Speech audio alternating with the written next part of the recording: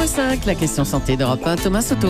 C'est le nouveau virus qui inquiète l'Organisation mondiale de la santé, le MERS. Bonjour Dr Kierzek. Bonjour Thomas. C'est quoi ce MERS ? Alors, le MERS, c'est le syndrome respiratoire du Moyen-Orient, c'est l'acronyme en anglais. C'est un virus respiratoire. Alors vous allez me dire, c'est un virus respiratoire de plus. Nouveau, pas forcément, ça fait 3 ans qu'il est identifié. Les premiers cas ont été identifiés en 2012 en Arabie Saoudite, d'où ce nom Moyen-Orient. Et c'est un virus qui est proche du SRAS qu'on avait connu en 2003, il y a un peu plus d'une dizaine d'années, et qui avait fait un certain nombre de victimes. Et ce virus est responsable de pneumonie, de la fièvre, des symptômes respiratoires, d'où ces syndromes de détresse respiratoire. Mais alors comment il se transmet, comme une grippe ordinaire ? Alors comme une grippe ordinaire, c'est un mécanisme de transmission et avec des symptômes qui sont assez proches de la grippe. Et surtout, d'où il vient comme les virus de la grippe et comme souvent ces problèmes viraux, il vient des animaux et en particulier du chameau.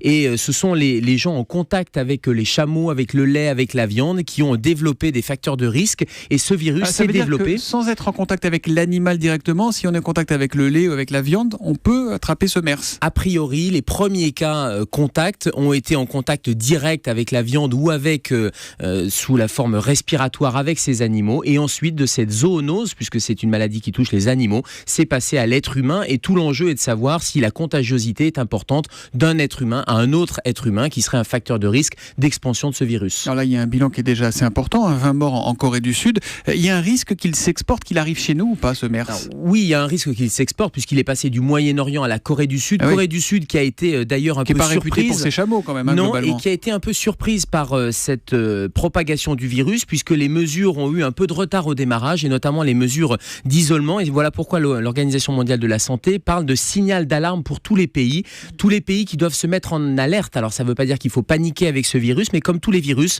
il est probable qu'il va muter, et il va probable qu'il va se répandre au niveau de la planète, d'où rapidement isoler, traiter les patients, mais c'est surtout l'alerte qui va permettre d'isoler ce virus. Quelle est la différence, docteur, entre un virus et un coronavirus ?